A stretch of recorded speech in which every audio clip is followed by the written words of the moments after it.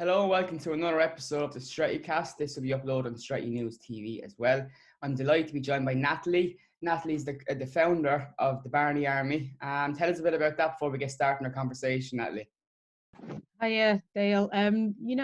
Basically, I just started going and watching the women's team, not because I'd ever watched women's football before, but it's just something that, it was a United team, let's go and watch. And I used to go for the men's team down to Sam Platts a lot, and we had a flag that said Sam Platts Barmy Army, and someone just said, why don't you just call it the Women's Barmy Army? And I think that's how it started, and a lot of fans got on board.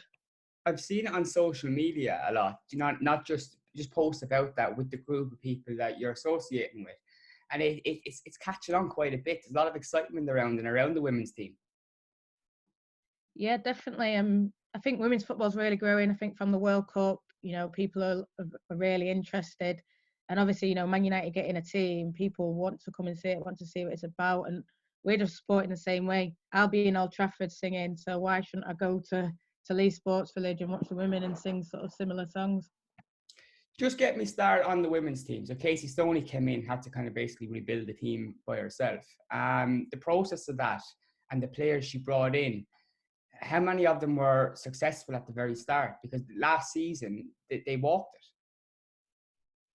Yeah, last season, it was a part-time league. We were full-time, so it's a bit, it was bound to happen. But the players that she brought in, majority of them were successful, hit the ground running. Jess Sixworth scored a load of goals. We were scoring goals for fun. Ella too. And she brought in a really young team. And to be honest, I think they're really developing now.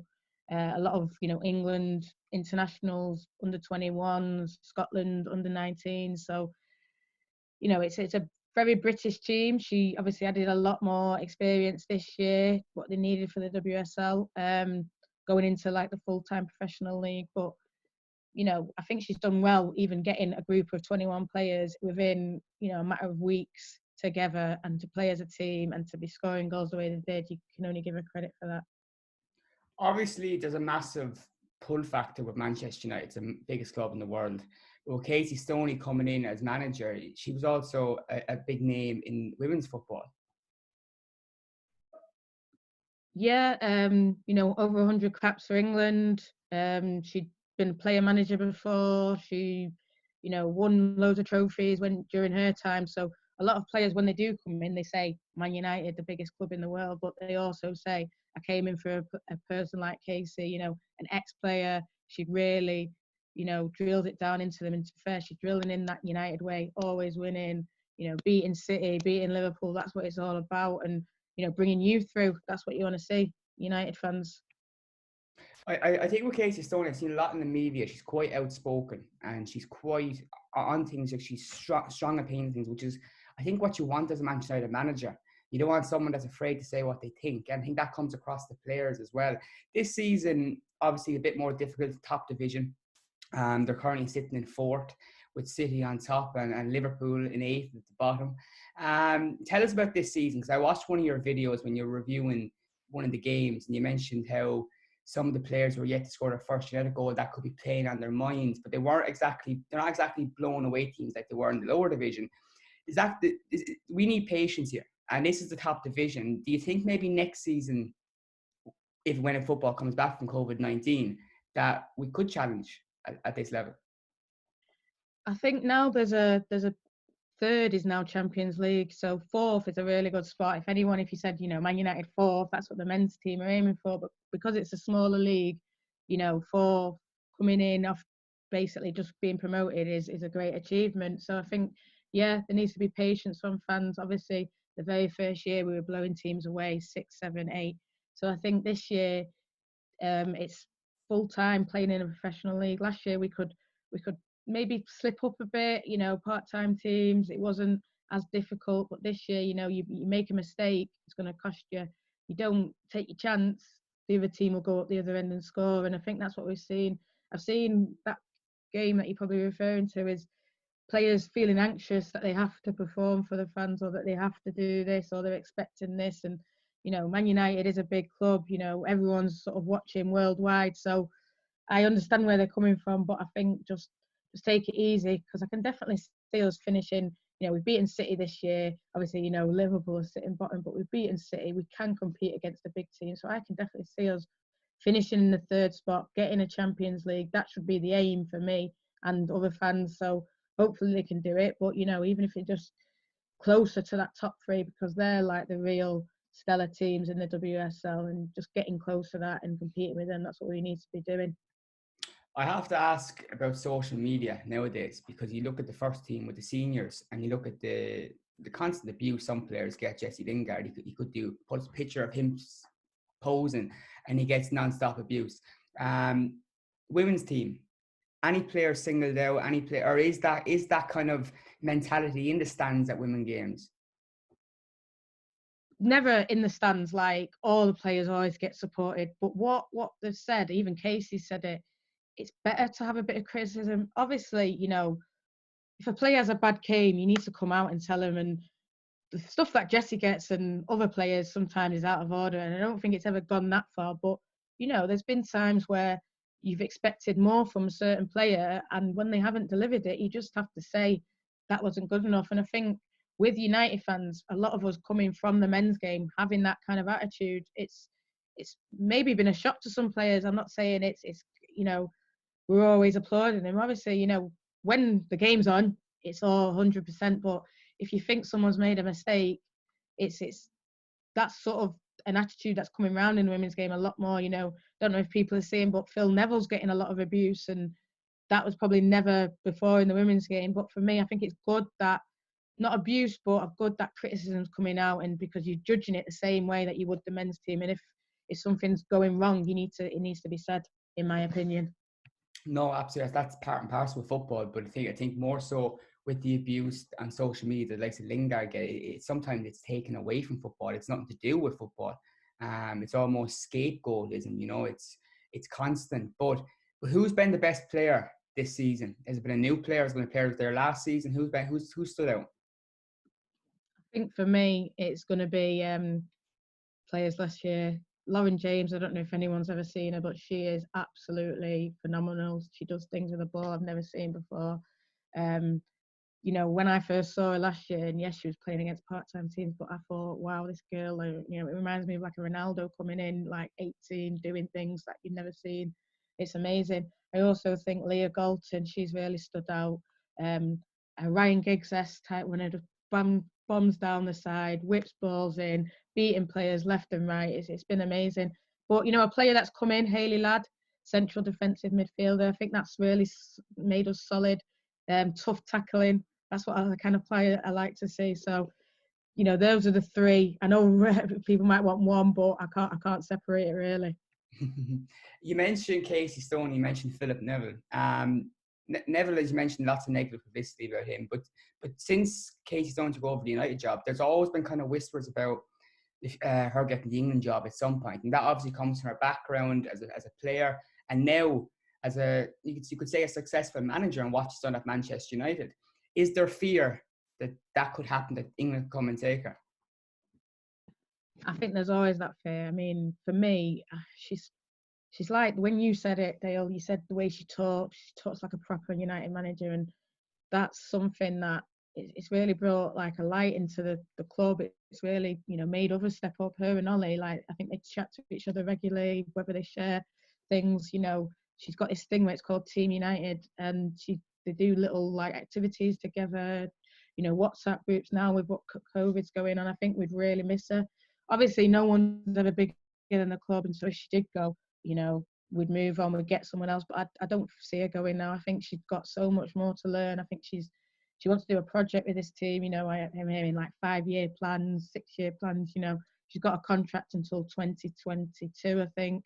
So I can't see it now. I think even though she's doing well, there's still a lot more for her to learn. I think she can improve tactically. Improvement on signings. I don't think she's ready maybe for the England job. I think someone more experienced. Jill Ellis just is English, won the World Cup with United States. I think it should be her, but we'll see what happens. I can't see her going now though. You mentioned the contract she has and the job she still has to do. It's not a finished project yet. maybe she's a young manager. You know, she could finish off this project Manchester United and still get the England job in the future. You know, this is Manchester United's managing. She might want to hold on to that and be the first female manager to win the league with United. We mentioned the possibility of her maybe departing United, although it's unlikely. What about players coming in? Is there any particular players that you'd like to see signed? You know, a lot of people are saying, I've not really heard a lot of, you don't get the rumours like you do in the men's game. You don't get the Sancho, the this, the that. So I've not really heard anything. I mean, if we were going to talk about any player, I think we made a little mistake maybe letting Ebony Salmon go. I think she's got 5 WSL goals this season. I think we should maybe look at bringing her back. There's also a left back at Bristol called Poppy Patterson. She plays for the England under 21s. I think she'd be like perfect. She'd fit right in. In terms of other players, I don't know. A striker, definitely. I think I can talk more about positions. I think we need someone who's going to be a bit more clinical, so who's not as worried about scoring. I think that would go down really well. Full backs, right or left, and then a winger. There's talk of Chloe Kelly. She made a debut for England recently. She's out of contract at Everton. I don't know if she'd be someone that they'd be looking at. But, you know, like I said, if anyone hears of any rumours, I'm just going on what I think that might happen. But you never know. I think it'll be interesting to see who they do bring in this summer, because I think it's going to be like a really important window to push us up. I think 4th is kind of cemented for me. I think we're the best team of the rest. But how can we break that top 3, beating City regularly, beating an Arsenal, beating Chelsea? You know, those are the big teams that you need to be beaten, and you know they'll beat them. And I think you winning, talking about winning leagues, you know what I mean? So, or winning cups, and that's, like you said, we want to see Casey doing that for United. It is early days yet, first year in the top division. In 4, top 3 get Champions League. If United don't get that this season, I'm sure because it's the early days and a lot of young players, they'll bide their time and they'll see that this team is moving forward. But maybe next season, if they don't achieve that, do you think maybe then the teams that are in the Champions League could cherry pick our players? Well, last year, Leon is the best women's team. They've won like 5 Champions League in a row. And last year, Alex Greenwood was our captain. They came looking, and unfortunately, she left. So yeah, it's always a worry, a concern. Like, you know, players like Lauren James, people are going to be looking at her constantly, and you know, she's just signed a new deal, which is good. But I think she, you know, even these young players probably have ambitions to be Champions League. You know, I think Mary Earp, she's on goalkeeper who came in, but she said, you know, this club's talking about winning Champions League, doing this. I think, you know, she set an ambition of, you know, 5-6 years, maybe talking about lifting it, you know. So you're going to want to see progression. You know, 4th is really good. To come as a promoted team and get 4th, 1 below, saying you're the best of the rest, that's progression. So next year, 3rd, for me, that's what you always want to see, a United team progressing, getting better, adding more quality. And I think definitely we can do it. I think if we had just 2 or 3 players, and that'll be the difference, 2 or 3 dead quality players, that'll be the difference between where we are now and up there challenging. But you look at the table now, for our first season in top division to be 4th, you know, that's a massive achievement. And you would think, as you mentioned, 2 or 3 players added onto that to improve the team. The push will be there. Yeah, definitely. I think, you know, as well, our first year we got to the semi-final of the Cup. This year we got to the semi-final of the Cup, the League Cup. I think just, you know, even getting a trophy, that'll be brilliant for us. I think it'd really boost everyone. So if I can see them like challenging for trophies next year, getting to finals. That's where this club should be, in finals of these cups, FA Cup or League Cup. And then, like you say, you know, aiming for that Champions League, winning it, competing in it. That's what we want to see. And, you know, that's what Casey's always said from day one. She's come in here and said this team needs to be at the top. So I'm going to take them there. And I think that's what she'll want to do, definitely, before thinking of any England. It's great because you've been there from the start. You're covering it for Full Time Devils, doing videos, and you're really kind of getting that kind of momentum behind the team. I think that's fantastic, and I hope more people start joining that force. But how can people maybe join the Barmy Army with yourself? How can people get in touch? Well, what I do, message myself on Twitter or message the Barmy Army, MUWFC, message us on Twitter as well. Say you want to become a member. It's a free membership. You know, you'll get emails, you get updates about what's going on. You know, if any fixtures change, we'll try to keep everyone updated. And just follow us on socials, follow us, you know, follow the videos we do on Full Time Devils. But, you know, it's good other channels doing content, you know, anything that can get out there, you know. People have this perception about women's football. It's not the same. It's not this. But listen, if I go to Old Trafford and I'm singing the same songs there and I'm singing the same songs at Lee Sports Village, it doesn't really matter. You know, the girls, they appreciate all the fans coming down, and you know they'll make time for everyone. And I think the people that have come that maybe haven't gone before, they said, you know, it's a great day out. It's not just for families, it's for themselves. They had a really good time. You know, for me, our Barmy Army, it's like a community. Everyone can be part of it. It's we're trying to build a supporters group, but even if you just don't want to be with us and singing and doing all that, you can do everything. You know, it's a welcoming environment for all, and it's about supporting United and getting on top. I think you hit the nail on the head. It's football at the end of the day, and it's the club you love, and you're getting behind that. And I think it's something special what we're seeing, the growth here. And I think people should be looking to be part of that and getting behind these girls and hoping that, you know, they do achieve those dreams that they want, the league title, Champions League. This is Manchester United, and they seem like massive objectives for a team that's so new. But with the progression they're making, it's not crazy to suggest it's possible. But with your work with the women's team, I have to ask, access to Katie Stoney, to players, is it there? Do the club mix with the Barmy Army, or do they do interviews or anything like that? Interviews, not really. It's there in that women's football is different from men's football. At the end of the game, all the girls will come over, chat to you, take pictures with you, sign autographs. That's just something that's in the women's game, any game you go to. United have been good with us, to be fair. I think they realised from the start, right, these guys, because we travel home and away, I think they realised that. And so they're open to working with us and, you know, trying to build what we're doing. We're working with the Football Supporters Association as well, which is, you know, they're trying to build a women's network, trying to get more supporters clubs together to, you know, talk to the FA about how we can improve it for fans.